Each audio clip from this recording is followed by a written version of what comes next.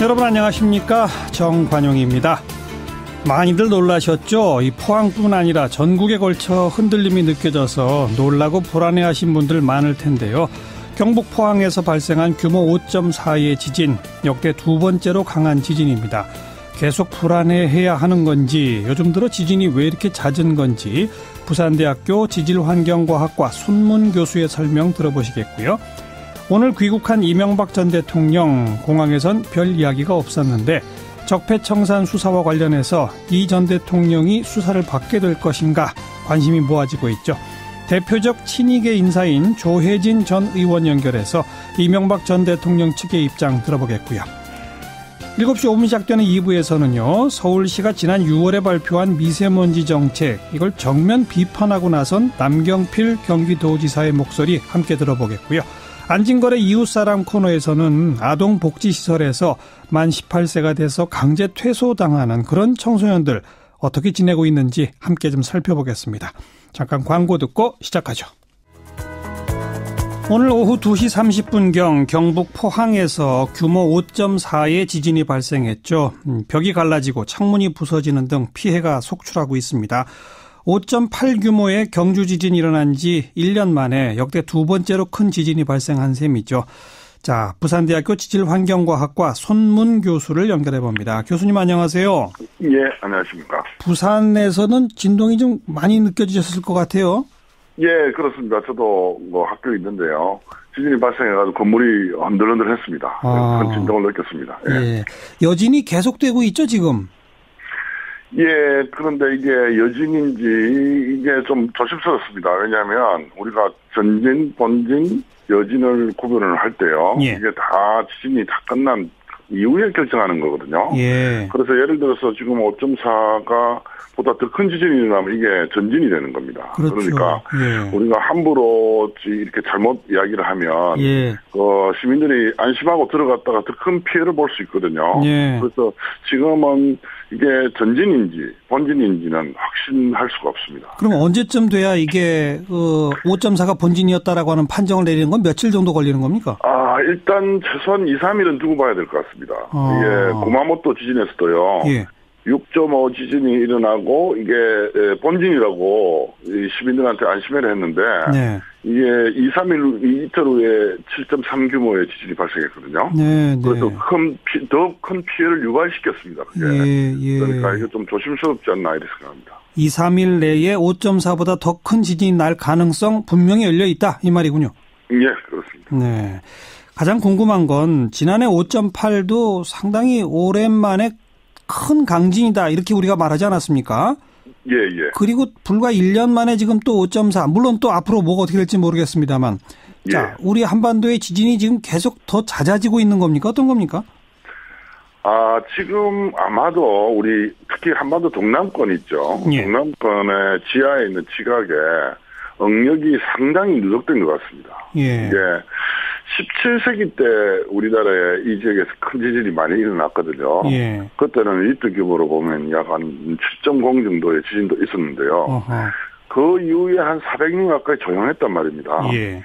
이 400년 동안 조용한 가운데서 지하에서는 응력이 누적이 됩니다. 예. 그렇게 응력이 누적이 되다가 응력이 점점 커지면 지각이 견딜 수가 없으면 이제 단층 운동이 일어나면 지진이 일어나거든요. 예. 그래서 이 동남가에 상당히 오랜 동안 지진의 공백기가 있었기 때문에 예. 상당한 응력이 누적된 것으로 판단되고요. 네. 이 때문에 좀 우려스러운 거는 향후에는 좀 더 큰 지진이 일어날 가능성이 점점 증가한다 이렇게 말씀드릴 수 있습니다. 그리고 지진의 발생 빈도도 더 잦아질까요?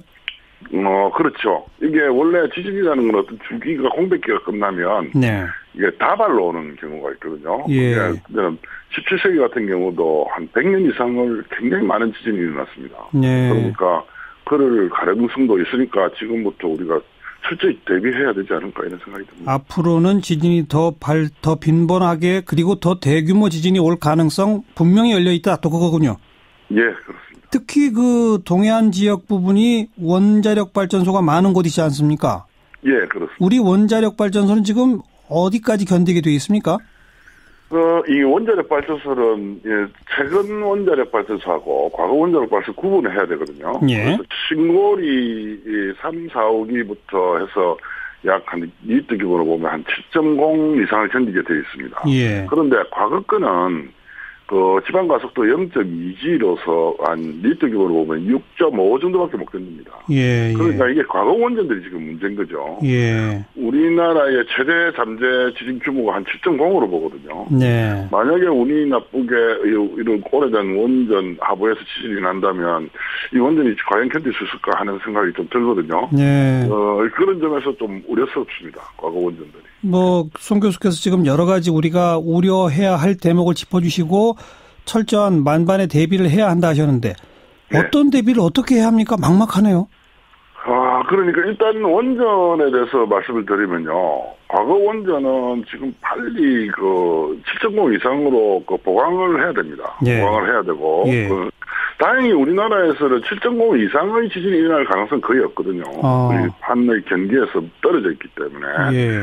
그래서 7.0 이상 견디는 걸 보강해야 되고, 그리고 오래된 노후된 원전들, 특히 수명이 다하면 이제 폐기시켜야 되는 게 맞지 않을까 이런 생각이 들고요. 예. 만약에 에너지 수급에 관련돼 가지고 이 신재생 에너지가 성공하면 좋지만 불확실성이 있기 때문에 에너지 수급과 관련해서 만약에 원전을 꼭 지어야 된다면 최소 7.0 이상, 예. 7.4 정도의 이런 원전을 지을 수 있는 기술 확보가 필요한 것 같습니다. 예. 예. 원자력 발전소는 그렇고 오늘 5.4에서도 포항의 고층 아파트에도 큰 균열이 났던데 네네. 이건 어떻게 해야 합니까? 이게 지금 우리나라에서 내진 설계 기준이 지금까지 너무 약했거든요. 예. 그래서 이 국가적인 내진 성능 향상에 좀 노력을 해야 되는데요. 예. 특히 이 포항 같은 데는 죄송합니다. 예, 예. 포항 같은 데는 지반이 약합니다. 그래서 네. 지진이 발생하면 지반 지진동 정폭 현상이 일어나거든요. 예. 그래서 죄송합니다. 네, 송 교수님. 예. 네. 그래서 이런 데는 지진동에 의한 이 내진 설계 기준을 보강 같은 걸 강화해야 되겠죠. 새로 짓는 건물들은 그런 내진 설계를 한다 손 치더라도 이미 지어져 있는 건물들에도 내진 보강을 할 수 있는 겁니까? 그러니까 요즘은 그런 기술들이 많이 개발된 걸로 알고 있습니다. 제가 공학자는 아니지만요. 아하. 건축공학 하시는 분들 이야기 들어보면 그런 방법들이 많이 저렴한 방법들이 개발된 걸로 알고 있습니다. 네. 할 수 있는 한 최대한 다 해야 되겠군요, 이제. 네. 오늘 여기까지 말씀드릴게요. 고맙습니다. 예, 감사합니다. 부산대학교 지질환경과학과 손문 교수였습니다. 지금 정치권과 세간의 가장 큰 관심은 이명박 전 대통령 과연 수사를 받게 될 것인가, 사법 처리될 것인가 이 부분인데요. 이명박 전 대통령도 연일 입장을 표명한 바 있고 측근들도 불편한 심기를 드러내는 바 있습니다. 대표적 친이계 인사인 조혜진 전 의원을 연결해 봅니다. 안녕하세요. 안녕하십니까. 반갑습니다. 네. 정치 보복이라고 보시나요? 예, 그렇게 보여집니다. 이유는요? 오래전부터 예고되었었죠. 어떻게 거슬러 가면은 노무현 대통령 돌아가신 이후부터 그쪽에서 했던 이야기고, 지난 대선 전후로도 또 지지자들 사이에서 공공연히 있었던 이야기고, 예. 그리고 이게 박근혜 이명박 정부 때에 국한하지 않고 그 이전에 노무현 정부 때나 김대중 정부 때의 여러 누적된 폐해들도 같이 다룬다면은 그리고 정치권이 나서지 않고 청와대가 검찰의 하명 수사나 청부 수사 같은 걸 하지 않고 정치권이 나서서 이명박 특히 여권이 나서가지고 이명박 대통령에 대해서 어떻게 해라 수사하라 구속하라 이렇게 하지 않고 했다면은 그건 정치 보복이 아니죠. 근데 지금 딱 잘라서 본인들은 그동안에 누적된 폐해를 청산하겠다고 하면서 노무현 정부 때, 김대중 정부 때 폐해, 그 적폐는 손도 안 대지 않습니까? 그리고 검찰이 스스로 알아서 형사사법에 따라서 조사하게 하지 않고 청와대가 수사 의뢰하고 또 정부가 출범시킨 각 부처, 국정원이나 군이나 각 부처의 적폐청산위원회 TF라는 데서 사실상 하청 수사하듯이 검찰에 떠넘기고 검찰은 거기서 넘긴 그대로 수사하고 거기 또 특별히 특정인을 겨냥해가지고 계속 그 포위해오고. 예. 이건 상식적으로 보면 정치 보복이 맞죠. 예. 근데 한간에 이런 여론도 있습니다. 이제 만약의 경우 이명박 전 대통령이 사법 처리되게 되면 전직 예. 대통령 두 사람이 다 감옥에 있는 이건 정말 국가적으로 불행한 사태라서 그건 안 좋은데 그런데 예. 이명박 전 대통령이 워낙 국정원이나 군을 너무 좀 정치에 바로 동원한 것은 지금 명백하게 잘못한 거 아니냐? 이걸 그럼 어떡하란 말이냐? 이런 목소리에서 어떻게 보세요? 그렇게 보면 명백하게 잘못한 일이 노무현 정부 때 또 김대중 정부 때도 있었죠. 노무현 정부 때, 김대중 정부 때 단적으로 정상회담을 국정원이 나서가지고 북한하고 비밀 접촉하고 협의해가지고 정상회담을 했지 않습니까? 예. 국정원이 그 업무가 국정원의 업무 아니잖아요. 그게 어디 국정원은 간첩 잡는 거 하고 대북 정보 수집하는 거 하고 해외 정보 수집하는 거, 예. 테러 방지하는 게 국정원 업무지. 우리의 가상 적국이라고 할 수 있는 북한에 국정원이 나서가지고 그쪽하고 비밀 협상하고 예. 정상회담 추진하는 거, 그게 어떻게 국정원의 업무입니까? 근데 그 말씀 조금 바로 좀 비교하기는 어려울 것 같은 게 국정원이 말씀하신 대로 간첩 잡고 뭐 정보 수집하는 기관이지만 어떤 의미에서 보면 남북 대치 상황에서 북한과 관련된 일은 국정원이 개입할 수 있는 거 아니겠습니까? 선거에 개입한 거하고는 좀 종류가 다른 거 아닐까요? 아니, 그건 국정원법상 그렇게 되어 있지 않죠. 어허. 국정원법에 규정되어 있는 업무는 명백합니다. 그리고 국내 정치도 관여를 못하게 돼 있고 정치의 중립을 지키도록 했지만은 김대중 대통령, 노무현 대통령 정부 때도 국내 정치 담당 2차장을 별도로 두고 그 밑에 조직을 다 운영하고 각 부처, 저희 국내 각 기관 부처마다 그 아이오들 다 보냈습니다. 예. 그때는 그렇게 해놓고 이 정부에 대해서만 그렇게 따지느냐? 그건 말이 안 되죠. 예. 글쎄요. 김대중 노무현 정부 때도 댓글 달고 나체 합성 사진 만들어서 선거에 개입까지 했을까요? 그런 건 안 했지만은 그걸 빼고 나머지 행위들은 똑같이 다 한 거 아닙니까? 그러니까 자기들이 한 거는 적폐라도 그냥 놔두고 이 정부에 해당하는 것만 골라가지고 적폐라고 해서 하면 그게 정치 보복이 되는 거죠. 네. 우리 조혜진 전 의원은 어떤 언론하고 인터뷰하시면서 이런 식으로 하면 문재인 대통령이라고 퇴임 이후에 온전하겠냐라고 말씀하셨는데 무슨 뜻이었죠? 지금 검찰이나 여권을 포함해가지고 검찰이 이제 총대 메고 나서서 하는 것들 보면은 대통령의 통치 행위에 해당하는 것들에 대해서 실정법을 갖다 대거나 아니면 정책적 결정, 정책적 판단에 대해서 법의 잣대로 이건 적폐다, 또 범죄 행위다 이렇게 하거나 또는 그 당시 그 정부 밑에서 그 정부 대통령 하에서 강요라든가 기관에서 위법 행위를 저지른 것을 대통령하고 업무를 협의했고 명령 관계에 있었기 때문에 대통령도 공범이다. 예. 이렇게 몰아가거든요. 예.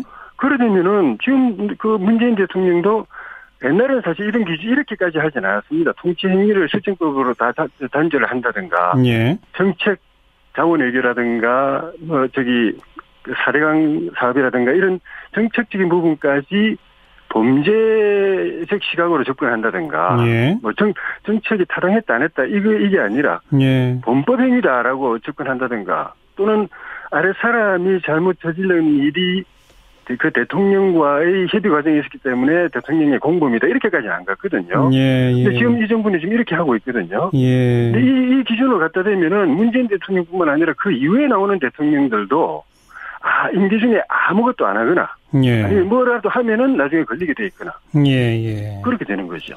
국정원과 군사이버사령부의 이 정치 댓글은 이명박 대통령이 지시 안 했다고 보세요? 그건 검찰에 아직 이게 확인이 됐다거나 밝혀져 있다는 게 언론에 보도된 게 없기 때문에 검찰에서 발표하는 거는 사이버 사령부의 인원을 더 늘리는 것을 대통령이 지시했다. 그 정도 나오는데 그거는 대통령의 정부 조직 인사에 대한 고유 권한 아닙니까? 대통령의 업무 아닙니까? 그 이상으로 그 외에 아직 언론에 보도되지 않은 다른 행위가 있었다면 그건 좀 평가할 수 없는데 지금 보도되고 있는 그 행위를 위협이라고 할 수는 없죠. 네, 뭐 그건 뭐 이해가 됩니다. 그런데 그러면 국정원장과 국방부 장관, 뭐 사이버 사령관이 독자적으로 그렇게 선거에 개입했을까요? 그거는 검찰 수사에서 밝혀져야 될 부분인데 적어도 지금까지 나타나고 있는 그 상황은 대통령 이명박 전 대통령께서 그런 구체적인 부분까지 지시를 하진 않았다는 것이고 또 이명박 대통령 측에서도 그렇게 밝히고 있죠. 그렇지 않았다면 검찰이 그 명확한 그 사실관계 증거를 확인해서 제시를 해야 알겠습니다. 주장할 수 있죠. 뭐 가정법이긴 합니다만 만약에 이명박 대통령이 그런 선거 개입 행위를 지시했다고 한다면 그게 밝혀진다면 그건 지금 쭉 말씀하신 통치 행위나 정책적 판단 등등하고는 관계없는 거니까 그건 사법처리 대상 아닐까요? 대통령이라는 건 행정부 공무원보다는 좀 더 정치적이죠. 행정부 공무원은 정치적 중립에 대한 요구 굉장히 엄격한데 대통령은 정치인이면서 행정부 수반이고 국가원수지만 또 특정 정당의 후보였고 그 정당의 또 당원인 경우가 대부분이기 때문에 100% 정치 중립을 요구할 수는 없는데 그 부분 언저리 부분에 대한 평가가 이제 그 문제인데 노무현 대통령 같은 경우에는 공개적으로 자기가 속한 정당이 잘 됐으면 좋겠다. 이겼으면 좋겠다. 그러니까 그렇게 또 좀 거기까지도 비교해봐야 된다. 받지는 않았거든요. 알겠습니다. 여기까지 말씀드릴게요. 고맙습니다. 고맙습니다. 네, 조혜진 전 의원이었습니다. 윤태권 실장 어서 오십시오. 네, 안녕하세요. 문재인 대통령 동남아 순방 마치고 귀국하셨죠? 예, 오후 4시경에 이제 착륙했습니다. 비행기가. 당면 과제가 많아요. 일단 귀국 귀내에서 지진 관련 브리핑을 받았고 곧바로 그 수석 보좌관 회의를 진행을 했습니다. 지진 관련해서? 만약에 이게 여진이 없다면은 대통령이 직접 대처할 건 그리 많지는 않을 거예요. 하지만 이건 뭐 모르는 일이지 않습니까? 그게 있고 또 이제 아주 단기적인 과제는 홍종학 후보자에 대한 이제 임명 여부. 아마 임명 쪽으로 가겠죠. 그렇죠. 그렇게 갈 것 같죠. 전병헌 정무수석 거취 문제. 검찰이 부른다는 거잖아요. 그 문제 참 골치 아프죠. 그게 이제 아주 단기 과제고, 그 다음이 이제 정기국회 예산안 통과 이런 게 있겠죠. 연말까지 일이 쭉 많고 이 시기를 잘 넘기면은 이제 평창 올림픽 시즌이 되니까 그때 약간 한숨 돌릴 수 있겠죠. 이번 동남아 순방 평가해 본다면요? 순방이 7박 8일인데 그 직전에 트럼프 대통령 방한 때부터 한 흐름이잖아요. 그렇죠. 문재인 정부 출범 이후에 제일 큰 이제 외교적 한 주였다 이렇게 볼 수 있겠습니다. 사실 외교 안보 문제는 어느 정부든 간에 오른쪽 왼쪽에서 다른 각도로 공격당하는데 이번에는 조금 박하게 평가하는 쪽에서 볼 때도 아쉬움이 없지는 않지만 무난했다. 좀 이제 짜게 보는 쪽에서 그렇고 후한 쪽에서는 뭐 완전 이 정도면 합격이다. 이렇게 평가하는 것 같아요. 좀 이야기죠. 구체적으로 좀 짚어보죠. 한미 정상회담 전에도 말씀드렸지만 잘 치렀습니다. 그리고 이제 사드 국면 종결로 이어졌잖아요. 구체적으로 들어가면 이제 뭐 사드와 관련된 산불 논란 이런 것들이 있지만은 일단 한미 정상 간에 시쳇말로 케미가 나쁘지 않았다. 나쁘지 않은 거에 떠나서 이제 괜찮았다. 그리고 트럼프 대통령도 나름의 준비하고 배려를 한 게 우리 많이 느껴졌지 않습니까? 그러니까 트럼프 대통령한테 우리가 매우 긴장했는데 그렇죠. 그렇게 돌발적인 행동을 안 했죠. 이 정도면 양반이네. 이런 정도였지 않습니까? 그리고 이제 중국과 문제도 마찬가지였죠. 이렇게 되면은 이제 이렇게 되니까 북한이 당장은 숨죽이고 있지 않습니까? 벌써 몇 달째 도발이 없죠. 그렇죠. 미중 간의 갈등이 격화되는 게 사실은 북한은 제일 유리해지는 거거든요. 물론 이게 뭐 언제까지 갈지 모르겠지만요. 그런데 트럼프 대통령이 뭔가 중대한 발표를 한다고 예고했잖아요. 몇 차례 예고를 했습니다. 북한 문제와 무역 문제에 대해서 아주 중요한 성명을 발표하겠다. 이르면 우리 시간으로 오늘 밤입니다. 아니면은 뭐 한 내일 모레 이 정도인데 곧 나올 것 같아요. 어떤 게 나올까요? 근데 트럼프 대통령 입장에서 이번 아시아 순방이 괜찮았거든요. 아시아에서 위상과 평가도 전반적으로 높았고 트럼프가 그렇게 이상한 사람 아니더라. 아시아가 전반적으로 그랬고 또 본인은 이제 실리는 실리대로 많이 챙겼지 않습니까? 많이 챙겼죠. 한중 일에서 다 챙겼죠. 그렇죠. 그러니까 이제 트럼프가 예측이 어려운 인물이긴 하지만은 아시아 순방에서 했던 이야기랑 엉뚱한 이야기를 할 가능성은 낮다고 봐야 되는 거겠죠. 그래도 뭐 혹시 모르니까 일단 긴장해서 좀 더 봐야 될 것 같고 한미 정상회담과 미국과의 관계는 그렇고 동남아 순방을 좀 평가한다면. 자, 대아세안 외교의 위상을 4강 수준으로 높이겠다. 대통령이 이렇게 말했지만은 냉정하게 말하면은 그건 좀 이렇게 뭐랄까요? 립 서비스라고 할까요? 그런 면이 저는 있다고 생각해요. 오히려 이번에 한미 정상회담 이후에 미국이 이제 강조하는 인도태평양 전략을 두고 말이 엇갈렸잖아요. 한국은 거기 가담 안 한다고 했죠. 처음엔 뭐 이게 동의한다 했다 안 한다 쪽으로 예. 우리가 동남아에서 무역을 확대하고 개별 국가하고 관계를 더 강화하는 거는 가능할 겁니다. 그리고 그쪽으로 갈 건데 독자적으로 우리가 좀 미국, 중국 구도하고 달리 전략적 접근을 하기는 어렵죠. 현실적으로. 예. 네. 예. 근데 이걸 뒤집어 말하면은 동남아 순방 자체는 부담이 덜한 면이 있었다는 거죠. 보도도 보면은 한류 열풍, 뭐 김정숙 여사의 유쾌한 면, 뭐 이런 소프트한 보도들이 꽤 많았지 않습니까? 네, 네. 그게 이걸 방증하는 거죠. 뭐 종합해 보자면 그 외교적으로 중요한 한 주 네. 괜찮았다. 그렇죠. 근데 앞으로 과제는 많다. 네. 그리고 한 가지 딱 짚어볼 게 있는 게요. 네. 우리나라 대한민국이 작년 10월부터 최근까지 정상회계 공백 상태였습니다. 박근혜 전 대통령이 그렇죠. 아무 일도 못했으니까. 거기다가 이제 문 대통령 취임해가지고도 인수위도 없었기 때문에 이게 인사도 제대로 못했지 않습니까? 몇 달 동안. 세계 10위권 나라에서 이렇게 오랫동안 공백 상태에 있는 나라가 없거든요. 맞아요. 근데 이제 이번 외교 위키를 통해가지고 한국의 정상 공백 상태는 완전히 사라졌다는 것을 세계에다가 이제 알렸다. 이런 의미가 있겠습니다. 한국 외교의 정상화. 그렇죠. 네, 수고하셨습니다. 감사합니다. 윤태곤 실장이었습니다. 시사잡기 1부 마칩니다. 잠깐 뉴스 들으시고 7시 5분에 다시 뵙죠.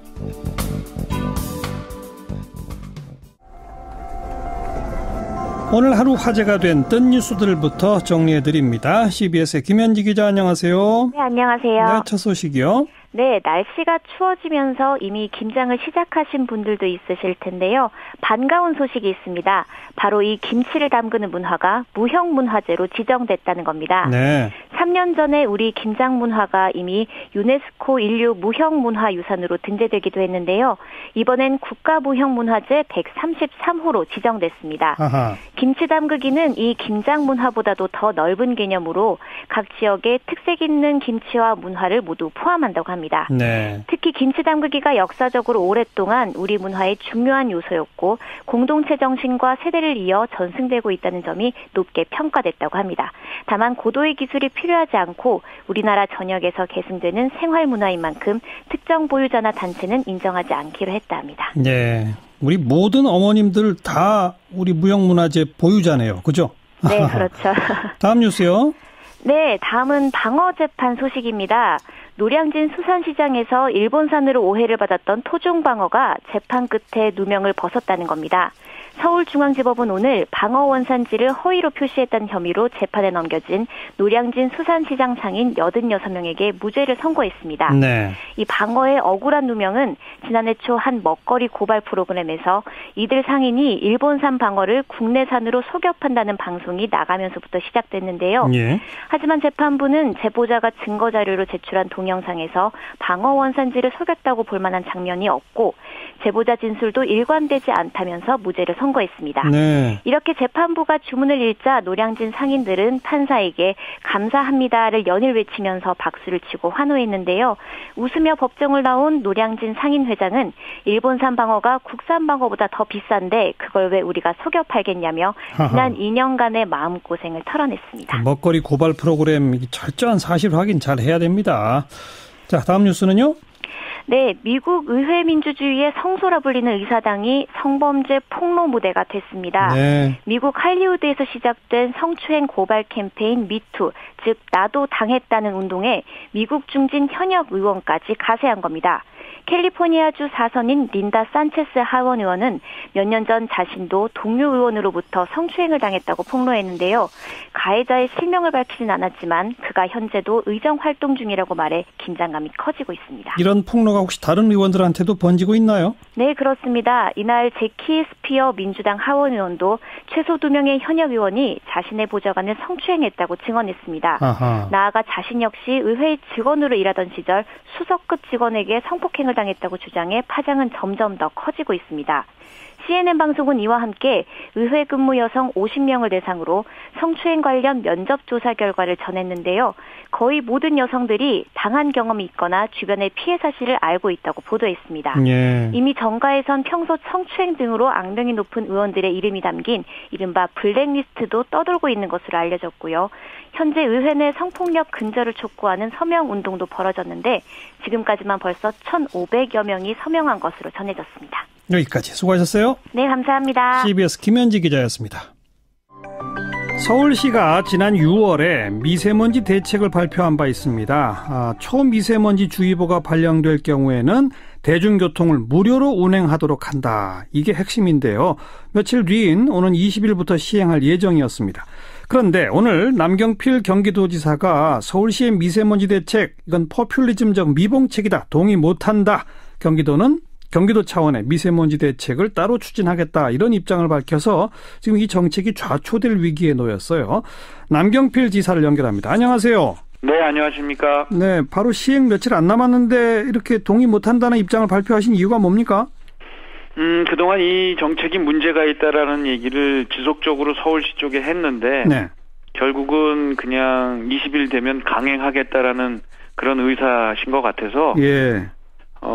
저희가 어쩔 수 없이 오늘 이런 입장을 발표를 했고요. 예. 사실은 저는 참 아쉽습니다. 이런 정책을 할 거면 예. 근거가 있어야 되고 예. 또 정말 제대로 된 협의 과정 이런 게 있어야 되는데 예. 그런 것 없이 그냥 일방적으로 시행하게 돼서 서울시는 보니까 그래도 하겠다라는 입장이신 것 같은데 예. 상당한 혼란도 예상이 되고요. 정말 예산도 아깝고 정말. 자, 잠깐만요. 우선 걱정됩니다. 남 지사께서 서울시 대책은 문제가 많다라고 하시는 이유가 뭐예요? 어떤 게 문제입니까? 가장 핵심적인 거는 일단 이게 했을 때 효과가 있느냐. 네. 한 1년에 1,000억 정도 들어가는 대책인데 예. 과연 효과가 있느냐. 그러면 그 돈을 가지고 이런 거 말고 예. 진짜 효과가 있는 근본적인 대책을 마련하자라는 게 제 생각입니다. 그러니까 초미세먼지 주의보가 내릴 정도로 심각한 상태에서는 대중교통을 무료로 하면 사람들이 차를 안 갖고 나올 테니까 그나마 이 대기 오염이 떨어지지 않겠느냐. 우리 그렇게 기대했는데 그게 아니란 말인가요? 그러니까 이제 대중교통, 그러니까 이게 이제 승용차를 두고 나오란 얘기 아닙니까? 그렇죠. 이 승용차에서 나오는 미세먼지는 별로 없어요. 대부분의 이제 자동차로부터 나오는 먼지의 약 69%가 이 화물차입니다. 예. 그리고 이제 경유, 버스, 뭐 SUV 이런 것들이 그 다음을 차지하고요. 아하. 나머지 승용차들의 경우에는 아주 미미하지요. 그것도 지금 이게 이제 2부제하고 같이 실시했을 때 한 1% 정도 효과가 기대되는 거거든요. 1%? 네. 전체 해봐야 전체 미세먼지 자동차에서부터 나오는 전체 미세먼지의 약 1% 정도만 이게 이제 효과가 있는 건데. 예. 그리고 이제 그 외에도 이제 예를 들면 공장에서 나오는 거, 뭐 외국에서 날라오는 거 이것도 별도죠. 그렇겠죠. 근데 이제 자동차에서 나오는 것만 해도 1% 정도밖에 안 되는데. 네. 그거를 무료로 한다고 해서 무료로 하면 다 좋죠. 그러나 그 돈이 어디서 납니까? 아니 서울시 그 돈으로 서울시도 다른 근본적인 대책을 하자는. 그러니까 서울시도 이게 그 절감 효과가 1%밖에 안 된다는 걸 동의하나요? 네, 저는 이거는 뭐 국가에서도 이런 이 통계를 갖고 있을 테고요. 예. 거기다 이제 아까도 말씀드렸지만 이게 시민들이 자발적으로 2부제를 같이 했을 경우에 이제 그 정도 효과가 나오는 거기 때문에 이게 정책의 실효성이 있는지 모르겠습니다. 그리고 협의 과정도 없었고 그러다 보니까 이제 돈은 쓰면서 공짜로 해주겠다는데 싫어하시는 분들이 누가 있겠어요. 당장은. 그러나 깊게 생각해보면 다 이거 국민들이 낸 세금이고요. 물론 그건 이해합니다. 근데 그 서울시가 정말 이렇게 정책을 시행했을 때 1,000억을 썼는데 자동차에서 나오는 미세먼지의 감소 효과가 1%밖에 안 된다라고 하는 걸 정말 동의하는지는 저희가 한번 따로 확인해 봐야 될 것 같고요. 네, 그러시죠. 협의가 부족했다 하시는데 서울시 쪽의 입장은 6월달 정책 발표 이후에 이미 8번에 걸쳐서 수도권의 그 유관 운송기관과 협의를 해왔다고 하는데 그렇지 않은가요? 이 정책 발표부터요. 일단 언론을 통해서 발표를 했어요. 예. 그리고 나서 이제 협의를 하자. 이렇게 한 거고 그것도 예를 들면 이 정도의 예산이 드는 정책이면 저는 당연히 서울시장님께서 사전에 저한테 협의를 하셔야 되는 거고 예. 아니더라도 그 이후에라도 여기에 대한 예산이 들어가고 의회의 동의가 필요하고 이런 거라면 최소한 시장, 도지사, 뭐 인천시장 이 정도의 논의 구조는 가지고 이걸 논의했어야 되는데 예. 전 일체 그런 과정이 없었고요. 그냥 여기에 대해서 지금 서울시를 뺀 나머지 기관들은 다 반대하고 있습니다. 예, 예. 박원순 시장은 남경필 지사가 이거 동의하지 않는다라고 하는 발언에 이해가 가지 않는다고 아쉬움을 나타냈다는데요. 아니 그 시장님께서 옛날에 그 메르스 사태 때 왜 협의도 없이 중앙정부가 일방적으로 하느냐라고 네네. 하시면서 굉장히 분노를 하셨어요. 예. 역지사지 하시면 됩니다. 정말 이게 무슨 저희가 산하기관도 아니고 그냥 서울시가 정책하겠다고 발표하고 그러고 나서 따라오라 하면 따라가고 아니면 못하는 그런 관계가 아니잖아요. 예, 예. 그렇다면 충분히 협의하고 논의를 해서 정책의 실효성부터 이런 과정에 알겠습니다. 그걸 다 따져봐야 되겠죠. 뭐 앞으로 남경필 지사랑 만나서 잘 해결해 보도록 하겠다라고 박원순 시장이 입장을 밝혔다니까 조만간 좀 만나셔서 협의하셨으면 좋겠고. 네. 당장 말이죠. 그러면 서울시는 그냥 20일부터 시행한다고 치면 말이에요. 경기도에서 출퇴근하시는 분들은 그러면 초미세먼지 주의보가 발령됐을 때 경기도에서 버스를 탈 때 무료입니까? 유료입니까? 어떻게 되는 거예요?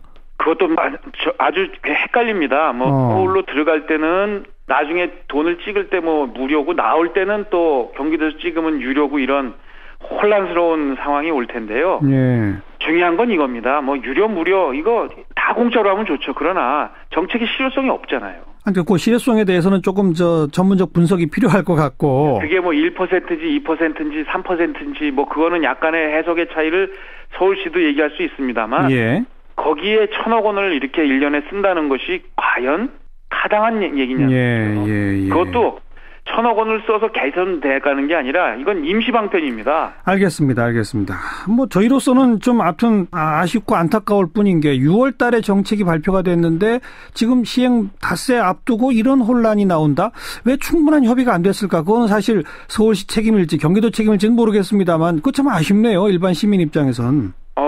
책임을 얘기하자면 이거는 정책을 만든 쪽에서 여기에 대한 충분한 근거나 이 협의를 거쳐야 되는데 그냥 할 테니 와라 이거는 협의가 아니죠. 통보죠. 자, 경기도는 경기도 나름의 근본적 미세먼지 저감 대책을 시행하겠다고 하셨는데 그 대책은 어떤 걸 준비하고 계세요? 크게 보면 두 가지입니다. 일단 제일 문제가 되고 있는 게 이 경유 화물차인데요. 예. 특히 2005년도 이전에 만들어진 경유 화물차들은 굉장히 많은 매연을 배출하고 있습니다. 예. 그래서 거기에 대해서는 경기도가 예산을 들여서 저감 장치를 다 달아드릴 생각이고요. 예. 2005년도 이후에 나온 것들은 저감 장치가 달려 있기 때문에 검사하는 것을 강화하는 쪽으로 가고 그다음에 이제 그렇게 되면 상당히 많은 이 절감 효과가 있을 거고요. 그리고 이제 저희가 이 정책을 따라가게 되면 약 350억 정도 매년 들어가는데 그게 이제 3년 하면 1,000억 원이잖아요. 경기도만. 그렇죠. 경기도만 1,000억 원인데 그 1,000억 원 정도면 저희 경기도에 있는 지금 4,000대 정도의 경유버스를 다 전기버스로 바꿀 수가 있습니다. 아하. 저희는 다 전기버스로 바꾸려고 합니다. 예. 그 돈을 이런 데 쓰면 근본적 저감 대책이 된다. 이 주장이시로군요. 그렇습니다. 앞으로 아무튼 며칠 남은 사이에 서울시와 경기도 협의 저희가 좀 지켜보도록 하고 오늘 남지사 모신 김에 정치 관련 질문 한두 가지만 짧게 드릴게요. 네. 바른정당 아예 그냥 하려면 통합 전당대회식으로 가자라는 주장했지만 받아들여지지 않고 일단 유승민 대표 체제가 됐는데 앞으로 어떻게 가야 한다고 보세요?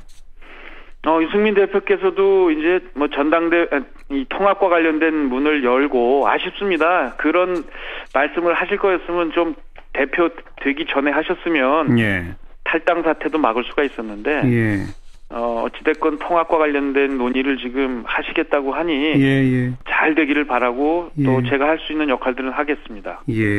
남지사가 그냥 따로 탈당하거나 이런 일은 없는 거죠?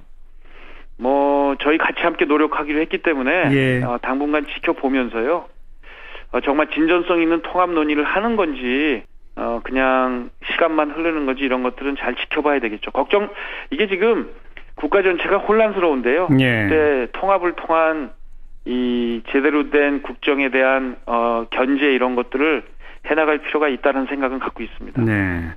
지금 또 정치권의 가장 큰 논쟁점 가운데 하나가 이명박 전 대통령에 대한 수사 문제인데 여기에 대해서 어떻게 생각하세요? 아니, 잘못한 건 처벌을 해야 되는데요. 네. 그건 뭐 당연하죠. 예. 근데 이게 이제 예를 들면 정치적으로 어떤 목표를 정해놓고 네. 그 목표에 예를 들면 여당 대표께서 뭐 구속 수사 또 뭐 여당 의원들이 조만간 무상급식을 먹게 된다라고 하고 거기에 맞춰서 이렇게 절차가 진행되는 것처럼 느낀다면 예. 정치 보복과 적폐 청산은 정말 어떨 때 보면 종이 한 장 차이거든요. 예. 이것은 이 과정에서 어떻게 이것을 진상을 밝히느냐의 문제인데 예. 지금 이 상당한 정치 보복이라고 느끼게 될 그런 상황까지 와 있습니다. 예. 그렇기 때문에 저 같은 경우에는 사실은 이명박 대통령 시절에 개인적으로 사찰을 받았어요. 예. 저나 저희 가족들도 많은 피해를 입고 아직 그게 다 회복되지 않았는데. 그랬죠. 예. 그럼에도 불구하고 저는 그런 일들을 용서하고 또 물론 거기에 대한 진상은 밝혀야 되겠지만 예. 그것 때문에 감정적인 어떤 단죄를 해서는 안 된다고 생각합니다. 근데 지금 국정원과 군이 정치 댓글을 다는 식으로 선거에 개입하고 이거는 거의 지금 백일화에 드러나고 있지 않습니까? 이게 대통령의 지시 없이 시행됐었던 거라고 생각하세요? 그건 알 수가 없겠죠. 그리고 과거에 이제 문제들을 대해서 다 문제를 드러내고 네. 처벌하는 건 좋은데 그 처벌의 수위나 이런 것들도 과연 온당한지 잘 모르겠습니다. 네. 앞으로 이제 뭐 경찰이나 검찰이나 뭐 이런 곳에서 사법기관에서 처리를 할 텐데요. 예. 그러니까 이거는 이렇습니다. 경찰과 검찰이 그냥 자기들 수사의 계획에 따라서 하면 되는데 예. 정치권이 나서서 여기에 대해서 이렇게 가라 저렇게 가라 하는 것이 말하는 게 잘못이다. 상대방으로 하여금 이건 보복이라고 느낄 수밖에 없게 만드는 거죠. 여당이 좀 조용히 있어라 이 말씀이군요. 그렇죠. 왜 그걸 나서서 그렇게 방향을 제시합니까? 네, 여기까지 고맙습니다. 네, 감사합니다. 남경필 경기도지사였습니다. 사운드 오브 뉴스입니다. 김민아 기자 어서 오세요. 안녕하세요. 오늘 들어볼 소리는요? 포항 지진으로 불안감이 계속 커지고 있는데 관련해서 소리를 들어보시죠. 우와,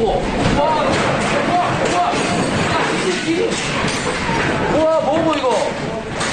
이게 뭔데 이거? 나가야 돼요? 나가. 뭔데? 왜? 야 이거 왜? 사람들 다 나왔어. 와, 야 이거 어떻게 해야 되냐? 와, 포항에 5.5. 야 5.5던데 5.5. 짜장면 먹다가 뭐고? 심했죠. 와.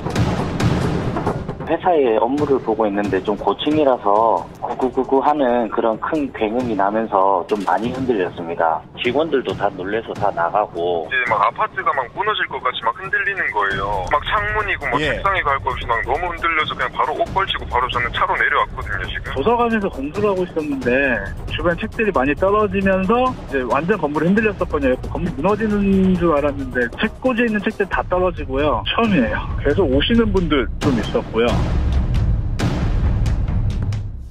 네, 함께 들은 소리가 어떤 소리들입니까? 일단 처음에 나온 것은 아프리카 TV의 진상조사반 생방송 중에 지금 진실이 발생한 그런 상황이었는데 바로 이제 라이브로 다 방송이 된 것이었고요. 그다음에 뒤에 나온 여러 가지 이제 증언들은 YTN, 연합뉴스 TV, JTBC의 보도 내용 중에 나온 소리였습니다. 지진을 감지했다. 이렇게 119에 신고한 건수가 7,000건이 넘을 정도로 정말 많은 분들이 이제 놀랐는데요. 오후 4시 32분 기준 경상자 7명이 발생했다. 이외에 이제 인명 피해는 좀 없는 것으로 지금 파악이 돼서 일단은 다행인 상황입니다. 네, 하지만 건물 피해 같은 건 좀 꽤 많죠?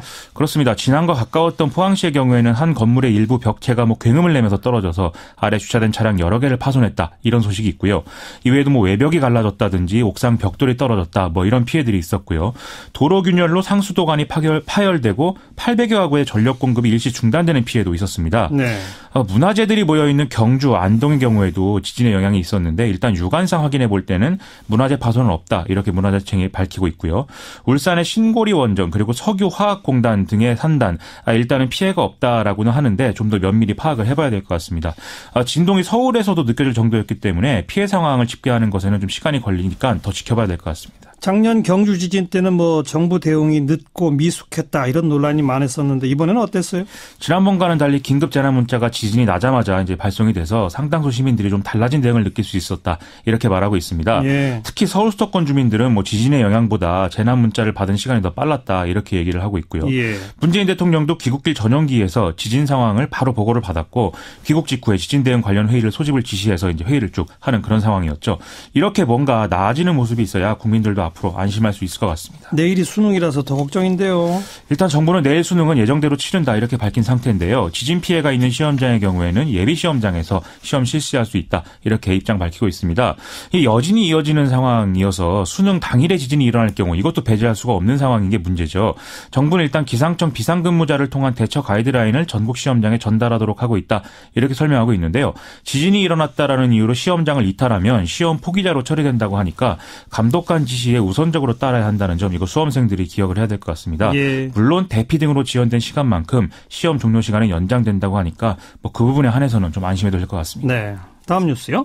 최순실 씨에게 청와대 기밀 문건을 유출한 혐의 등으로 기소된 정호성 전 비서관이 1심에서 징역 1년 6개월을 선고받았습니다. 이 판결 내용을 보면은요, 재판부는 박근혜 전 대통령의 명시적 또 묵시적 지시에 따라서 정호성 전 비서관이 문건을 받아봐서는 안 되는 최순실 씨에게 문건을 유출한 사실을 인정하고 있습니다. 예. 다만 정호성 전 비서관이 대통령 지시를 거부하기는 어려웠을 것이고 또 사익을 추구하는 과정에서 일어난 일도 아니다라는 점을 고려해서 선고를 했다고 하는데요. 원래 이 재판은 박근혜 전 대통령 재판하고 접점이 있어서 5개월 넘게 이제 심리가 지연이 되어 왔는데 지난달에 박근혜 전 대통령이 재판 보이콧을 선언하면서 이렇게 분리 선고가 결정이 됐습니다. 그러면 이 혐의에 대해서 박 전 대통령 유죄 판결 가능성은 더 높아진 거죠? 그렇습니다. 이 국정농단 전반에 대해서 계속 이제 유죄 판결이 나올 가능성이 높아지고 있는데요. 어제 문영표 전 장관 재판에서 제일모직하고 삼성물산 합병에 개입하라는 대통령의 지시가 있었다고 봤다. 이 판결이 나왔다는 걸 전해드렸는데 예. 정호성 전 비서관 판결까지 더하면은 이제 그런 가능성이 높아지고 있는 거죠.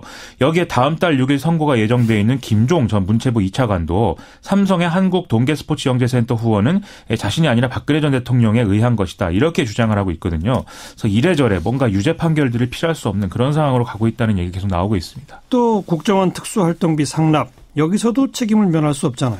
오늘 검찰이 전직 국정원장 3명의 구속영장을 다 신청한 것에 대해서 언론의 입장을 밝혔는데요. 국가안보를 등한시한다 뭐 이런 비판이 있지만 오히려 국가안보를 위해서 엄벌이 불가피하다 이런 내용입니다. 네. 여기서 눈여겨볼 대목이 검찰의 이 사건을 이제 규정하는 방식인데요. 공무원이 나라 돈으로 뇌물을 제공하고 대통령이 이를 받아서 사적으로 사용한 것이 이 사건의 실체다 이렇게 얘기하고 있거든요. 아하. 지금 일부 언론은 국정원 특수활동비가 최순실 씨의 도피자금으로 쓰였다 이런 의혹도 제기하고 있기 때문에 이것과 관련해서도 박근혜 전 대통령의 수사 피할 수 없는 상황입니다. 예. 다음 뉴스는요? 전병헌 청와대 정무수석의 검찰 조사를 받게 될 전망인데요. 네. 검찰은 오늘 e스포츠협회 후원금 관련 수사의 진전 상황을 볼 때 당시 회장과 명예회장을 지낸 전병헌 수석의 직접 조사가 불가피하다라고 공개적으로 밝혔습니다.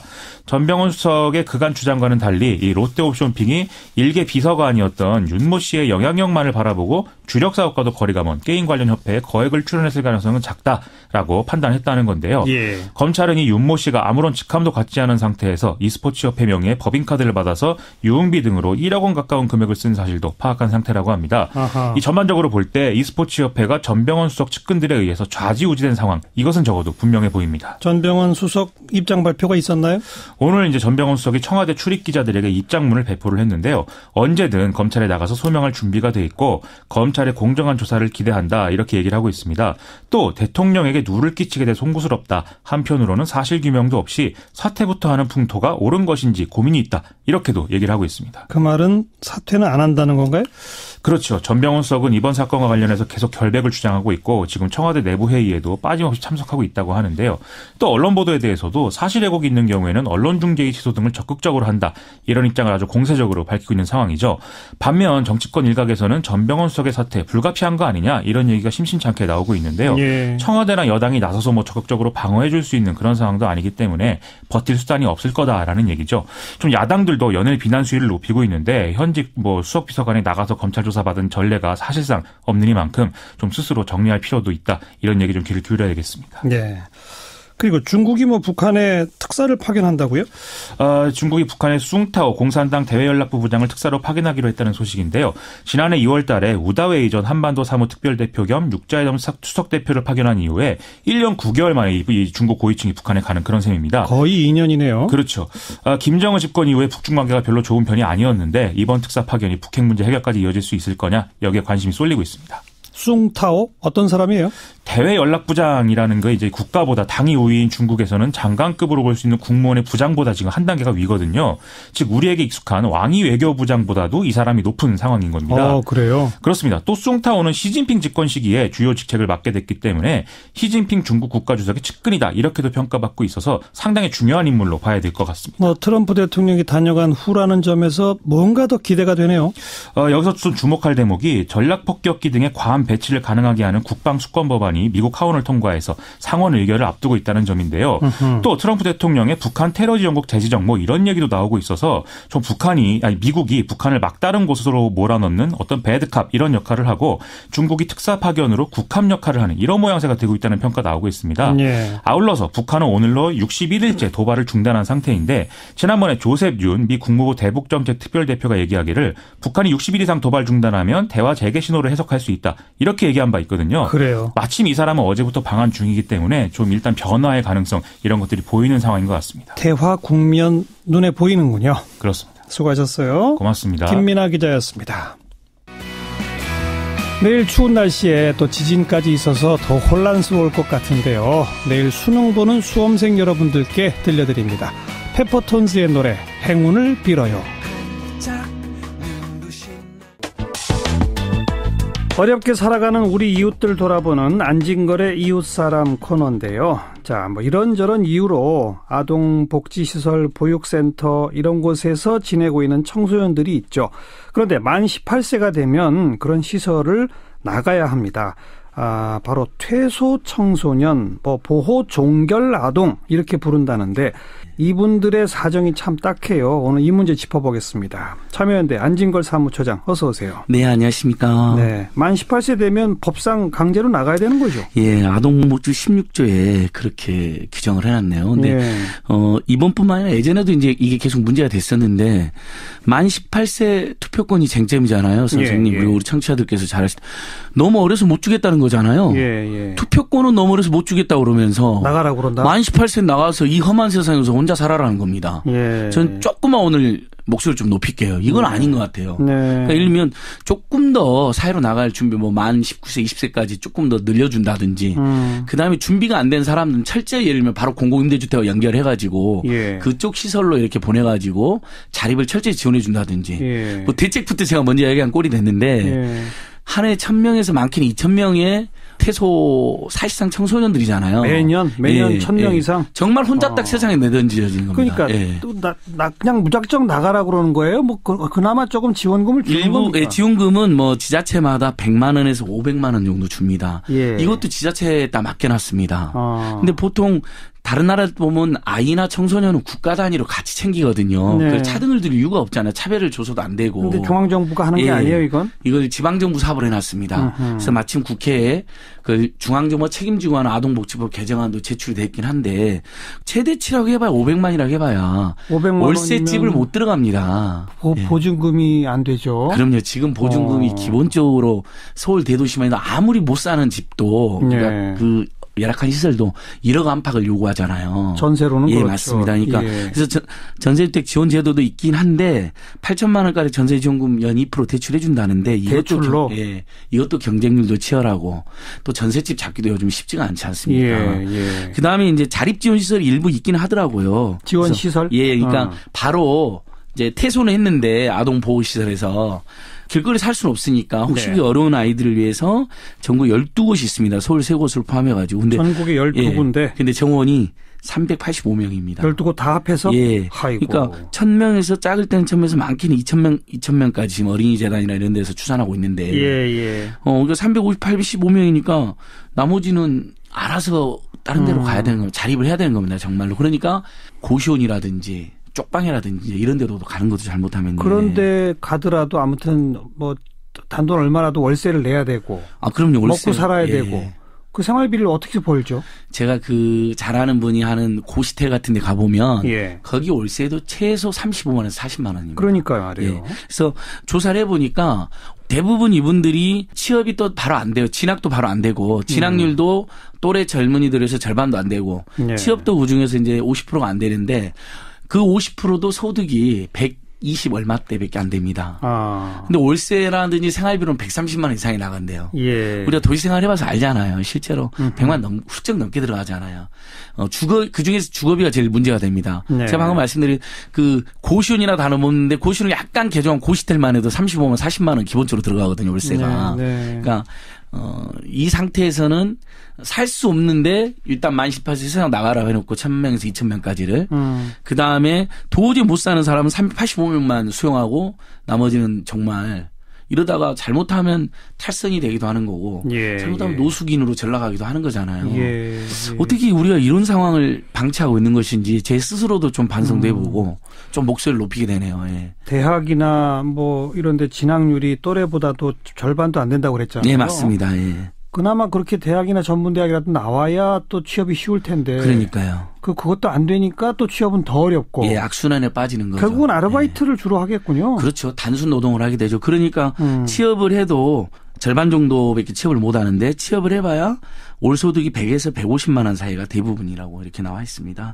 취업 유형도 서비스 종사자나 단순 노무, 임시 비정규 비중이 큰 거로 나와 있습니다. 그러니까 결국은 부모님들과 사회에 따뜻한 지원을 받아도 그 또래들은 다 그래 받잖아요. 나름대로 대학까지도. 대학 진학률도 80%까지 되고. 근데 거기서 소외되고 부모님의 지원도 못 받고 그렇다고 사회적 지원도 열악하고 국가가 그런 데 책임지는 것도 아니고 지자체 떠넘겨놓고 이런 상황이 지금 직면해 있는 것이죠.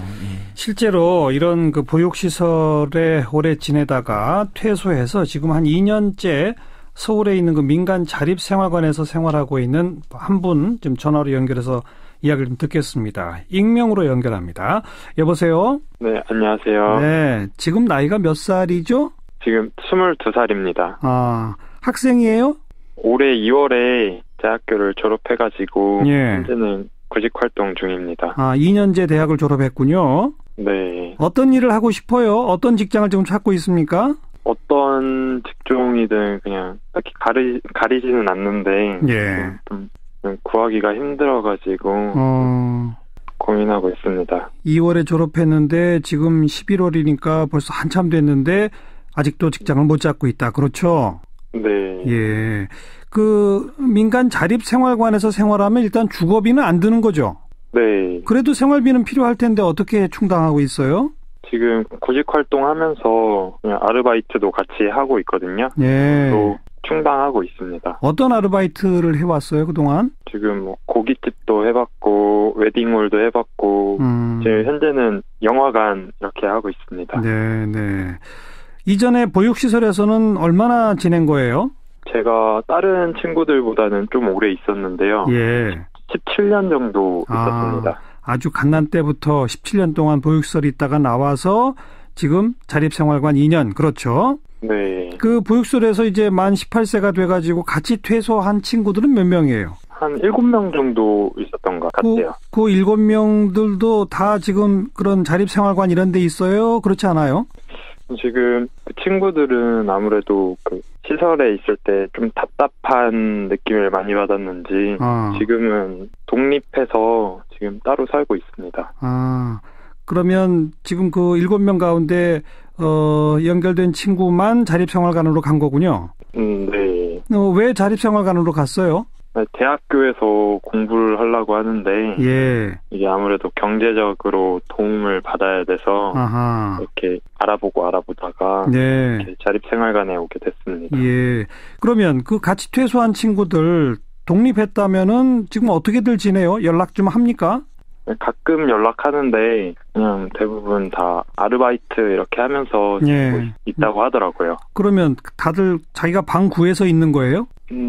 월세방 이렇게 구해가지고 지내고 있는 것 같아요. 월세방? 네. 월세도 그래도 몇십만 원씩 내야 될 텐데 아르바이트 해가지고 그렇게 하고 또 뭐 먹고 생활하고 쉽지 않을 것 같은데요. 지금 퇴소한 친구들을 다 그럼 다 비슷하게 그렇게 지냅니까? 네, 대부분 다 그렇게 지내고 있어요. 아무래도 그 자립지원금이 작다 보니까 예. 친구들이 다 대부분 월세를 이용해서 그렇게 지내고 있더라고요. 네, 네. 뭐 전세 지원해주는 제도도 있다고 하던데 그걸 이용하는 그 친구들은 거의 없나 보군요. 네, 별로 없어요. 뭐 아직 나이도 어리고 또 좀 뭔가 좀 더 보호를 받아야 되는데 지금은 뭐 옆에서 도와주는 분도 사실상 없는 상태죠? 네, 그나마 여기 자립관 선생님들한테 그냥 고민 상담 같은 거 하고 있습니다. 예. 얼른 직장을 구해야 할 텐데 참 마지막으로 하고 싶은 말 있으면 좀 편하게 한마디 해보세요. 이렇게 준비 안 된 상태로 무작정 독립하는 거에 대해서 좀 고민이 많고 네. 앞으로 어떻게 해야 될지 모르겠어서 좀 막막합니다. 예. 아이고 기운 내시고 빨리 좋은 직장 구하기를 바라겠습니다. 오늘 고맙습니다. 네. 지금 얘기를 들어봤습니다만 같이 퇴소한 사람들 가운데 그나마 지금 자립생활관에 간 친구는 이 친구 하나고 나머지는 다 그냥 월세방을 얻는데 아르바이트로 근근히 생활하고 그렇죠. 뭐 안진걸 처장이 얘기한 바로 그대로네요. 예, 맞습니다. 네. 그래서 근근히 생활하니까 당연히 어떻게 되겠어요? 기초생활 수급권자로 이렇게 살 수밖에 없는 경우도 있겠죠. 예. 실제 보호종교류에 기초생활 수급 경험 있는 경우가 40.7%나 되는 거로 또 조사가 되었습니다. 그러니까 빈민층으로 바로 전락하는 거죠. 네. 그리고 부채가 있는 경우도 많은데 그중에 대부분 35%가 생활비, 33% 의료비 때문이라고 하거든요. 생활비, 의료비 때문에 빚도 지고. 그러니까 가족과 부모님의 지원이 있는 거하고 아무것도 없는 건 이렇게 큰 차이가 있습니다. 혼자 저는 근데 일단 뭐 비용 문제도 일자리 문제도 일자리 문제지만 갑자기 혼자 있게 되는 그 막막함과 절망을 그렇죠. 만 18세 아까도 제가 말씀드렸지만 너무 어려서 투표권도 뭐 안 주면서 안 준다면서 실제 지금 어른들이 그걸 반대하고 있잖아요. 일부 정치인들이 너무 어리다는 이유만으로 그래놓고는 이걸 세상에 이렇게 덩그러니 내놓는 게 이게 정말 가당한 일이 아닌 것 같고요. 아까 말씀드린 것처럼 저는 제일 큰 문제가 주거 문제거든요. 일단은 안정적인 잠을 자야 되잖아요. 그러니까 일명 공공임대주택과 반드시 연결시켜가지고 공공임대주택이 없으면 그 시설에서 더 있게 만드는 거고 공공임대주택이 딱 마련되면 그쪽으로 옮기는 거고 요즘 소규모 공공임대주택 많이 있으니까 그런 시스템 갖추고 중앙정부가 철저히 책임지고 그다음에 일면 생활지원금도 100에서 500만 원이 뭡니까? 이걸 어떻게 살겠습니까? 조금 더 올리고 지금 내년 예산만 지금 제가 430조거든요. 일단 직장을 구할 때까지는 뭐 취업 교육을 시킨다든지 뭐 이렇게 해서 또 직장 구하면 독립시키는. 맞습니다. 이렇게 할 수 있잖아요. 그렇죠. 지금 대학생들 학자금도 나중에 취업하면 갚는 것으로 바뀌었거든요. 취업 학자금 상한제라고 해서 심지어 대학생들한테도 이분들에게도 예를 들면 직장이 좀 갖춰지고 일정한 소득이 발생했을 때 그때 퇴소를 요청한다든지 그러니까 이렇게 그러니까 일종의 소득 연계형 보호 프로그램 또는 퇴소 프로그램을 운영하면 되잖아요. 다른 나라들은 그렇게 하고 있죠. 그러니까 보니까 미국도 보니까 보호가 필요한 아동들의 경우에는 독립생활을 살 수 있도록 다양한 프로그램이 진행되고 있다. 특히 나이가 됐더라도 자립능력 가치를 판단되기 전까지는 교사 1명하고 3, 4명 퇴소도 함께 생활하게끔 한답니다. 교사 1명하고 퇴소자 3명이 그렇죠. 함께 생활하게. 그러면서 자립 능력이나 조건을 체크를 하고 그다음에 이제 퇴소가 해제되는 거죠. 그래서 일본도 보니까 사후 관리를 철저히 합니다. 그래서 사회생활에서 일어날 수 있는 여러 가지 문제와 고민에 대한 개별로 맞춤별 상담이 도움을 철저히 주는 그런 방식으로 되어 있습니다. 알겠습니다. 답이 딱 있네요. 이건 지자체한테 맡겨둘 일이 아니다. 중앙정부가 이건 예산을 좀 투입해라. 그리고 소득이 생길 때까지 좀 계속 보호하면서 보호뿐 아니라 교육도 시키고. 그렇죠. 소득하고 주거 공간하고 연결을 시키는 거죠. 그래서 이제 자립해도 될 것 같다면 이제 국가가 이제 성인이 됐으니까 뭐 한 만 19세, 20세 돼가지고 더요. 그때 손을 떼도 되는 거 아닌가 싶고. 이 학생들 아까 말한 1,000명에서 2,000명입니다. 그렇게 많은 숫자가 아니어서. 예산도 많이 필요하지 않을 예산도 거예요. 그렇게 많이 안 들 거고요. 그리고 내년에 대한민국 예산이 벌써 430조나 됩니다. 지자체 예산까지 하면 500조가 넘습니다. 충분히 우리 사회가 따뜻하게 지원해줘도 될 계층들이라고 생각합니다. 네. 오늘 여기까지 수고하셨습니다. 예, 고맙습니다. 참여연대 안진걸 사무처장이었습니다. 시사잡기 오늘 여기까지입니다. 내일 다시 뵙죠. 안녕히 계십시오. 이게 없는 거니까 그건 사법처리 대상 아닐까요? 대통령이라는 건 행정부 공무원보다는 좀 더 정치적이죠. 행정부 공무원은 정치적 중립에 대한 요구가 굉장히 엄격한데 대통령은 정치인이면서 행정부 수반이고 국가원수지만 또 특정 정당의 후보였고 그 정당의 또 당원인 경우가 대부분이기 때문에 100% 정치 중립을 요구할 수는 없는데 그 부분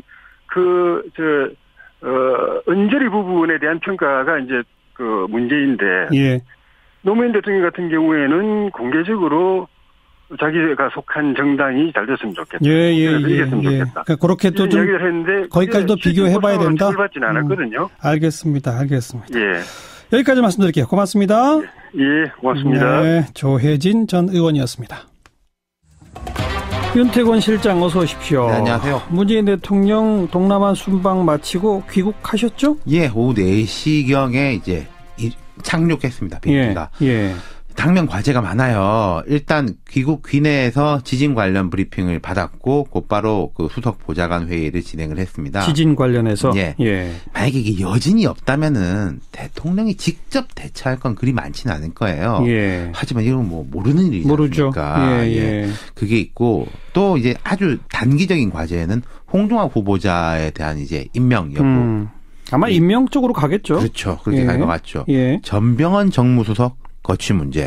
검찰이 부른다는 거잖아요. 그 문제 참 골치 아프죠. 그게 이제 아주 단기 과제고, 그 다음이 이제 정기국회 예산안 통과 이런 게 있겠죠. 연말까지 일이 쭉 많고 이 시기를 잘 넘기면은 이제 평창 올림픽 시즌이 되니까 그때 약간 한숨 돌릴 수 있겠죠. 이번 동남아 순방 평가해 본다면요? 순방이 7박 8일인데 그 직전에 트럼프 대통령 방한 때부터 한 흐름이잖아요. 그렇죠. 문재인 정부 출범 이후에 제일 큰 이제 외교적 한 주였다 이렇게 볼 수 있겠습니다. 사실 외교 안보 문제는 어느 정부든 간에 오른쪽 왼쪽에서 다른 각도로 공격 당하는데 이번에는 조금 박하게 평가하는 쪽에서 볼 때도 아쉬움이 없지는 않지만 무난했다. 좀 이제 짜게 보는 쪽에서 그렇고 후한 쪽에서는 뭐 완전 이 정도 합격이다. 이렇게 평가하는 것 같아요. 좀 이야기죠. 구체적으로 좀 짚어보죠. 한미 정상회담 전에도 말씀드렸지만 잘 치렀습니다. 그리고 이제 사드 국면 종결로 이어졌잖아요. 구체적으로 들어가면 이제 뭐 사드와 관련된 산불 논란 이런 것들이 있지만은 일단 한미 정상 간에 시쳇말로 케미가 나쁘지 않았다. 나쁘지 않은 거에 떠나서 이제 괜찮았다. 그리고 트럼프 대통령도 나름의 준비하고 배려를 한 게 우리 많이 느껴졌지 않습니까? 그러니까 트럼프 대통령한테 우리가 매우 긴장했는데 그렇죠. 그렇게 돌발적인 행동을 안 했죠. 이 정도면 양반이네. 이런 정도였지 않습니까? 그리고 이제 중국과 문제도 마찬가지였죠. 이렇게 되면은 이제 이렇게 되니까 북한이 당장은 숨죽이고 있지 않습니까? 벌써 몇 달째 도발이 없죠. 그렇죠. 미중 간의 갈등이 격화되는 게 사실은 북한은 제일 유리해지는 거거든요. 물론 이게 뭐 언제까지 갈지 모르겠지만요. 그런데 트럼프 대통령이 뭔가 중대한 발표를 한다고 예고했잖아요. 몇 차례 예고를 했습니다. 북한 문제와 무역 문제에 대해서 아주 중요한 성명을 발표하겠다. 이르면 우리 시간으로 오늘 밤입니다. 아니면은 뭐 한 내일 모레 이 정도인데 곧 나올 것 같아요. 어떤 게 나올까요? 근데 트럼프 대통령 입장에서 이번 아시아 순방이 괜찮았거든요. 아시아에서 위상과 평가도 전반적으로 높았고 트럼프가 그렇게 이상한 사람 아니더라. 아시아가 전반적으로 그랬고 또 본인은 이제 실리는 실리대로 많이 챙겼지 않습니까? 많이 챙겼죠. 한중 일에서 다 챙겼죠. 그렇죠. 그러니까 이제 트럼프가 예측이 어려운. 여러분 안녕하십니까? 정관용입니다. 많이들 놀라셨죠? 이 포항뿐 아니라 전국에 걸쳐 흔들림이 느껴져서 놀라고 불안해하신 분들 많을 텐데요. 경북 포항에서 발생한 규모 5.4의 지진, 역대 두 번째로 강한 지진입니다. 계속 불안해해야 하는 건지, 요즘 들어 지진이 왜 이렇게 잦은 건지 부산대학교 지질환경과학과 손문 교수의 설명 들어보시겠고요. 오늘 귀국한 이명박 전 대통령, 공항에선 별 이야기가 없었는데 적폐청산 수사와 관련해서 이 전 대통령이 수사를 받게 될 것인가 관심이 모아지고 있죠. 대표적 친이계 인사인 조혜진 전 의원 연결해서 이명박 전 대통령 측의 입장 들어보겠고요. 7시 5분 시작되는 2부에서는요. 서울시가 지난 6월에 발표한 미세먼지 정책, 이걸 정면 비판하고 나선 남경필 경기도지사의 목소리 함께 들어보겠고요. 안진걸의 이웃사람 코너에서는 아동복지시설에서 만 18세가 돼서 강제 퇴소당하는 그런 청소년들 어떻게 지내고 있는지 함께 좀 살펴보겠습니다. 잠깐 광고 듣고 시작하죠. 오늘 오후 2시 30분경 경북 포항에서 규모 5.4의 지진이 발생했죠. 벽이 갈라지고 창문이 부서지는 등 피해가 속출하고 있습니다. 5.8 규모의 경주 지진이 일어난 지 1년 만에 역대 두 번째로 큰 지진이 발생한 셈이죠. 자, 부산대학교 지질환경과학과 손문 교수를 연결해 봅니다. 교수님 안녕하세요. 예, 안녕하십니까. 부산에서는 진동이 좀 많이 느껴지셨을 것 같아요. 예, 그렇습니다. 저도 학교에 있는데요. 지진이 발생해가지고 건물이 흔들흔들했습니다. 큰 진동을 느꼈습니다. 예. 예. 여진이 계속되고 있죠, 지금? 예, 그런데 이게 여진인지 이게 좀 조심스럽습니다. 왜냐하면 우리가 전진, 본진, 여진을 구분을 할 때요. 예. 이게 다 지진이 다 끝난 이후에 결정하는 거거든요. 예. 그래서 예를 들어서 지금 5.4가 보다 더 큰 지진이 일어나면 이게 전진이 되는 겁니다. 그렇죠. 그러니까 예. 우리가 함부로 이렇게 잘못 이야기를 하면 예. 시민들이 안심하고 들어갔다가 더 큰 피해를 볼 수 있거든요. 예. 그래서 지금은 이게 전진인지 본진인지는 확신할 수가 없습니다. 그럼 언제쯤 돼야 이게 5.4가 본진이었다라고 하는 판정을 내리는 건 며칠 정도 걸리는 겁니까? 일단 최소한 2, 3일은 두고 봐야 될 것 같습니다. 이게 구마모토 지진에서도요. 예. 6.5 지진이 일어나고 이게 본진이라고 시민들한테 안심을 했는데 네. 이게 2, 3일 이틀 후에 7.3 규모의 지진이 발생했거든요. 네, 네. 그래서 더 큰 피해를 유발시켰습니다. 그게. 예. 그러니까 이게 좀 조심스럽지 않나 이렇게 생각합니다. 2, 3일 내에 5.4보다 더 큰 지진이 날 가능성 분명히 열려 있다 이 말이군요. 예, 그렇습니다. 네. 가장 궁금한 건 지난해 5.8도 상당히 오랜만에 큰 강진이다 이렇게 우리가 말하지 않았습니까? 예. 그리고 불과 1년 만에 지금 또 5.4 물론 또 앞으로 뭐가 어떻게 될지 모르겠습니다만 예. 자, 우리 한반도의 지진이 지금 계속 더 잦아지고 있는 겁니까? 어떤 겁니까? 지금 아마도 우리 특히 한반도 동남권 있죠. 예. 동남권의 지하에 있는 지각에 응력이 상당히 누적된 것 같습니다. 예. 이게 17세기 때 우리나라에 이 지역에서 큰 지진이 많이 일어났거든요. 예. 그때는 리터 규모로 보면 약 한 7.0 정도의 지진도 있었는데요. 어허. 그 이후에 한 400년 가까이 조용했단 말입니다. 예. 이 400년 동안 조용한 가운데서 지하에서는 응력이 누적이 됩니다. 예. 이렇게 응력이 누적이 되다가 응력이 점점 커지면 지각이 견딜 수가 없음을 지키도록 했지만은 김대중 대통령, 노무현 대통령 정부 때도 국내 정치 담당 2차장을 별도로 두고 그 밑에 조직을 다 운영하고 각 부처 정부 저희 국내 각 기관 부처마다 그 아이오들 다 보냈습니다. 예. 왜 그걸 그때는 그렇게 해놓고 이 정부에 대해서만 그렇게 따지느냐? 그건 말이 안 되죠. 예. 글쎄요. 김대중 노무현 정부 때도 댓글을 달고 나체 합성 사진 만들어서 선거에 개입까지 했을까요? 그런 건 안 했지만은 그걸 빼고 나머지 행위들은 똑같이 다 한 거 아닙니까? 그러니까 자기들이 한 거는 적폐라도 그냥 놔두고 이 정부에 해당하는 것만 골라가지고 적폐라고 해서 하면 그게 정치 보복이 되는 거죠. 네. 우리 조혜진 전 의원은 어떤 언론하고 인터뷰하시면서 이런 식으로 하면 문재인 대통령이라고 퇴임 이후에 온전하겠냐라고 말씀하셨는데 무슨 뜻이었죠?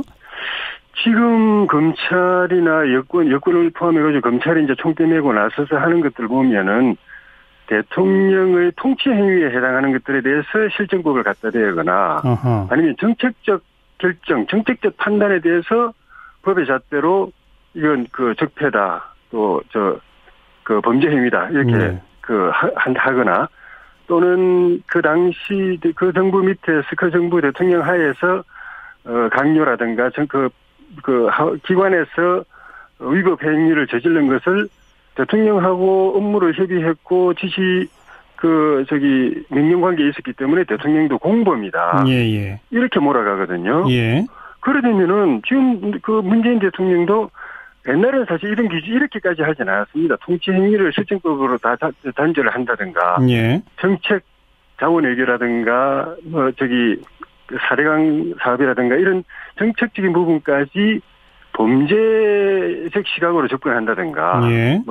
정책이 타당했다 안 했다 이게 아니라 범법 행위다라고 접근한다든가, 또는 아래 사람이 잘못 저지른 일이 그 대통령과의 협의 과정이 있었기 때문에 대통령의 공범이다 이렇게까지는 안 갔거든요. 근데 지금 이 정부는 지금 이렇게 하고 있거든요. 근데 이 기준을 갖다 대면은 문재인 대통령뿐만 아니라 그 이후에 나오는 대통령들도 임기 중에 아무것도 안 하거나 예. 아니면 뭐라도 하면은 나중에 걸리게 돼 있거나 예. 그렇게 되는 거죠. 국정원과 군사이버사령부의 이 정치 댓글은 이명박 대통령이 지시 안 했다고 보세요? 그건 검찰에 아직 뭐 이렇게 확인이 됐다거나 밝혀져 있다는 게 언론에 보도된 게 없기 때문에 네. 검찰에서 발표하는 거는 사이버 사령부의 그 인원을 더 늘리는 것을 대통령이 지시했다. 네. 그 정도 나오는데 그거는 대통령의 그 정부 조직 인사에 대한 고유 권한 아닙니까? 대통령의 예. 업무 아닙니까? 예.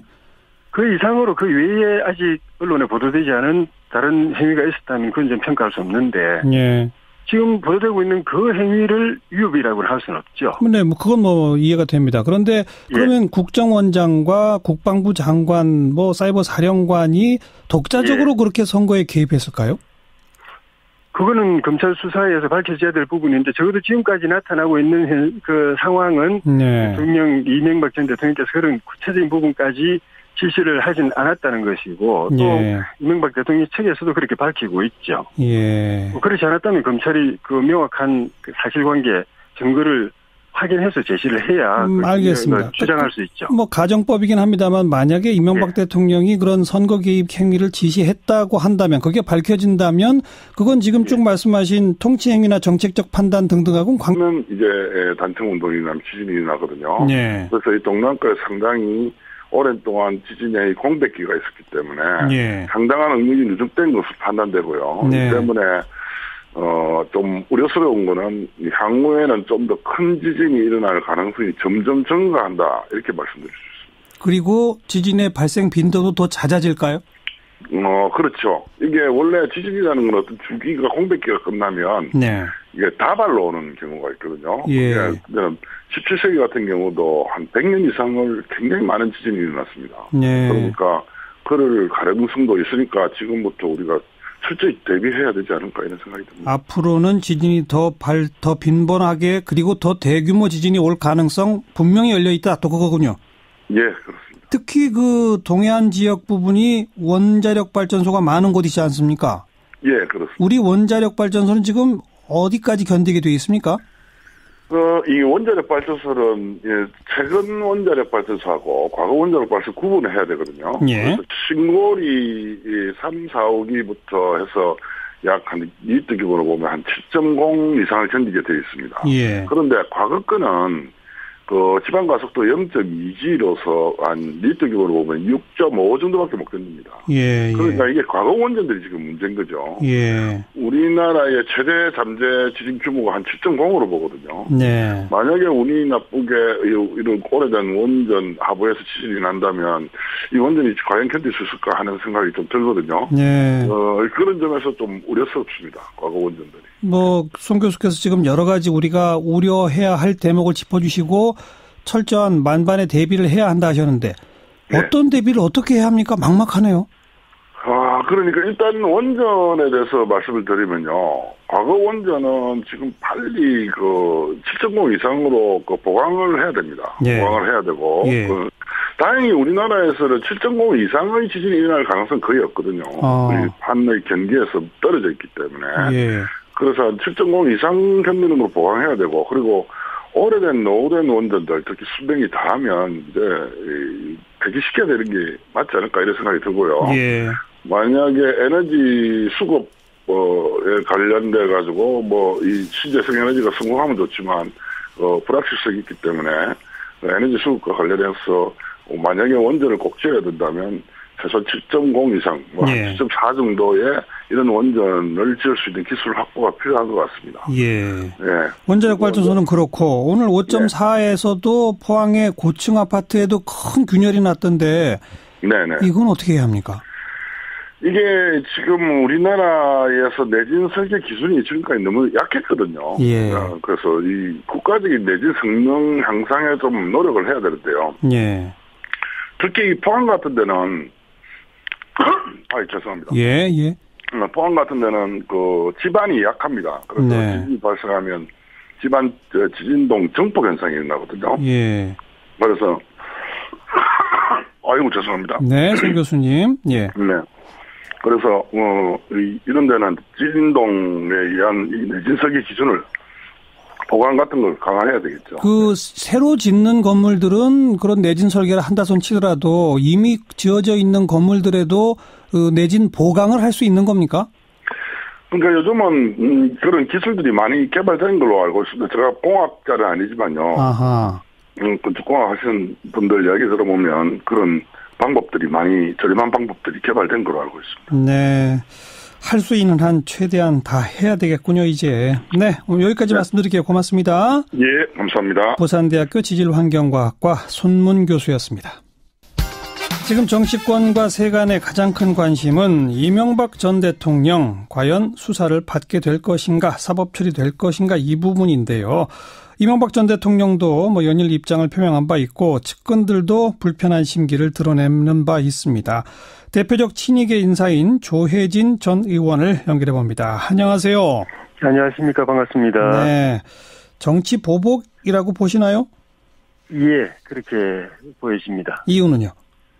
오래전부터 예고되었었죠. 어떻게 거슬러 가면은 노무현 대통령 돌아가신 이후부터 그쪽에서 했던 이야기고, 지난 대선 전후로도 또 지지자들 사이에서 공공연히 있었던 이야기고, 예.